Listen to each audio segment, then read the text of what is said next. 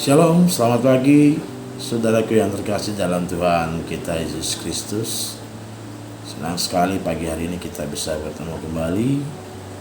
Hari ini tanggal 1 Maret tahun 2024 kita akan memulai hari kita dengan membaca firman Tuhan yang kita ambil dari Matius 9 ayat 11 sampai dengan ayatnya yang ke-13. Saya akan membacakannya. Pada waktu orang Farisi melihat hal itu, berkatalah mereka kepada murid-murid Yesus, "Mengapa gurumu makan bersama-sama dengan pemungut cukai dan orang berdosa?" Yesus mendengarnya dan berkata, "Bukan orang sehat yang memerlukan tabib, tapi orang sakit. Jadi pergilah dan pelajarilah arti firman ini.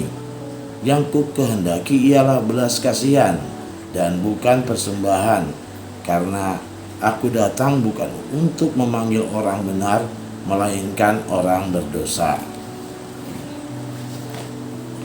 Saudara yang terkasih, tema kita pada pagi hari ini adalah kasih yang tidak diskriminasi. Setiap tanggal 1 Maret di seluruh dunia diadakan suatu peringatan sebagai hari atau Zero Discrimination Day atau Hari Nol Diskriminasi. Tidak ada perbedaan antara A, B, atau hal-hal yang sifatnya diskriminasi pada hari ini. Tentunya kenapa hari ini diperingati sebagai Zero Discrimination Day atau Hari Nol Diskriminasi? Hal ini memang bermula dari keprihatinan kepada mereka yang menderita HIV/AIDS. Orang-orang ini merupakan orang-orang yang kerap kali memperoleh tindakan diskriminasi daripada masyarakat sekitar. Kadang juga keluarga terdekat pun juga melakukan hal yang sama kepada para penderita HIV/AIDS ini. Kemudian pesan nol diskriminasi ini akhirnya meluas dan digunakan juga untuk para pengguna narkoba atau para narapidana yang mana setelah proses penyembuhan mereka itu sangat sulit untuk bisa lepas dari pandangan-pandangan atau stigma negatif yang ada dalam kehidupan bermasyarakat, dan kondisi itu tentu saja menjadi beban dan mempersulit mereka untuk melanjutkan kehidupan sebagai orang normal, ya. Kesulitan untuk mendapatkan pekerjaan sudah pasti, ya, sangat sulit bagi mereka untuk bisa mendapatkan pekerjaan baru. Kemudian dalam kehidupan sosial masyarakat juga mereka ini memang sulit mendapatkan tempat. Tidak mudah bagi orang-orang sekitar untuk menerima mereka, sehingga sering terjadi hal-hal yang sifatnya diskriminasi walaupun kadang itu tidak disadari. Dan dengan adanya Zero Discrimination Day ini atau nol diskriminasi ini, hari nol diskriminasi, diharapkan tidak ada lagi diskriminasi bagi mereka yang memang diperlakukan secara berbeda. Dan pada perkembangannya sampai dengan tahun ini bahwa hari ini dipakai sebagai hari bebas diskriminasi dalam bentuk apapun. Tidak ada lagi diskriminasi. Diharapkan tidak ada lagi diskriminasi hanya karena perbedaan warna kulit, hanya karena perbedaan gender, ataupun mungkin kondisi fisik atau disabilitas. Dan masih banyak hal lagi orang-orang menggunakan hari ini untuk mengingatkan kepada kita semua agar tidak ada lagi sikap diskriminasi.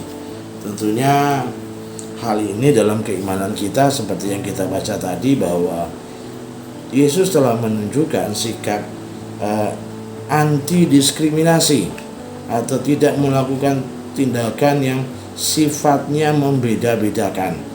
Terbukti dalam bacaan kita tadi disebutkan bahwa di dalam ketika orang Farisi itu bertanya, ya, bahwa kenapa ya Yesus ini mau duduk, ya, bersama seorang Matius, ya, seorang Lewi yang jelas-jelas profesinya adalah seorang pemungut cukai. Kemudian juga bahwa dia duduk dengan orang yang dianggap berdosa. Tapi apa yang Yesus jawab pada saat itu ketika dia mendengar pertanyaan orang Farisi itu kepada muridnya? Ya, dia menjawab, yang ku kehendaki ya istilahnya belas kasihan. Jadi Yesus itu tidak menghendaki apa-apa. Ya, yang ku kehendaki ialah belas kasihan, karena dia datang bukan untuk memanggil orang yang benar.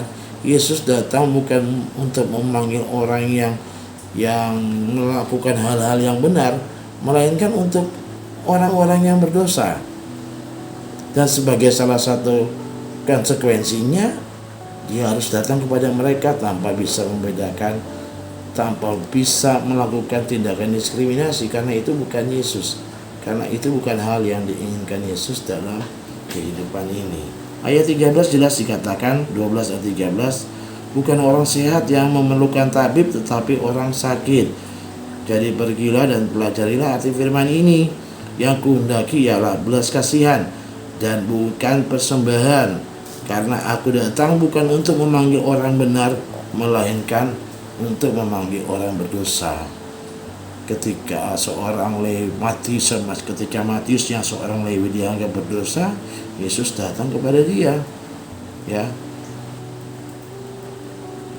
Ada lagi cerita lain di dalam Alkitab. Ya, Yesus tidak hanya meneladani kasih dan tidak hanya melakukan tindakan yang menurut orang-orang dianggap diskriminasi. Ya, Yesus melakukan itu ketika orang-orang yang merasa dikucilkan pun dia perlakukan dengan baik. Ya, keyakinan akan dikucilkan dalam masyarakat. Ya, ketika juga kita masih ingat ketika orang-orang Samaria yang notabene tidak bergaul dengan orang-orang Yahudi saat itu, ya tentunya masih banyak contoh-contoh kasih yang dilakukan Tuhan Yesus kepada kita.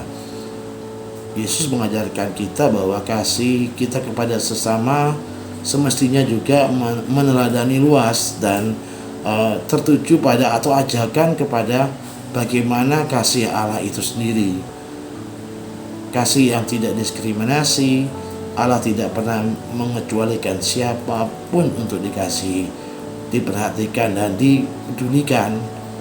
Kita pun dipanggil untuk bisa mengasihi siapapun, bahkan ketika sesuatu yang dianggap masyarakat paling tidak layak untuk mendapatkan belas kasihan pun, kita tetap harus menunjukkan sikap kasih kepada mereka, karena itu teladan yang telah Tuhan lakukan. Sama seperti Allah telah meneladani dan melakukannya bagi kita orang-orang berdosa, ya sebenarnya kita juga melakukan hal yang sama kepada orang lain. Siapakah di antara kita sehingga kita dapat bermegah karena kita merasa lebih saleh daripada orang yang lain? Adakah di antara kita merasa paling tidak berdosa daripada yang lain sehingga kita seolah-olah melihat orang lain itu lebih rendah, dan kita secara sengaja atau tidak sengaja kita melakukan tindakan diskriminasi? Oleh karena itu, pada masa Prapaskah ini mari kita melakukan refleksi dalam kehidupan kita. Apakah orang-orang di sekeliling kita ini ada yang sudah mendapatkan stigma negatif sehingga kita melakukan tindakan diskriminasi kepada mereka? Apakah kita sudah melakukan perbuatan itu kepada orang lain? Tentunya Tuhan berharap kita menunjukkan belas kasihan Tuhan, belas kasihan yang diberikan Tuhan kepada kita untuk kita lakukan kepada sesama kita. Mari kita satu dalam doa. Ya Tuhan, ampuni kami jika kami sudah melakukan tindakan yang melihat atau memandang orang sebelah mata. Kami melakukan tindakan diskriminasi terhadap sesama kami. Mungkin juga kami tidak bermaksud, tetapi dalam sikap dan perbuatan kami sudah menunjukkan hal itu. Ampuni kami Tuhan, dan tolonglah juga Tuhan kepada orang-orang yang sudah mendapatkan stigma negatif dalam proses kesembuhan dan kembalinya mereka kepadamu Tuhan. Engkau selalu yang melindungi mereka semua, melindungi kami. Ajarkan kami untuk selalu meneladani kasih Tuhan. Dalam nama Tuhan Yesus kami berdoa dan mengucap syukur. Amin.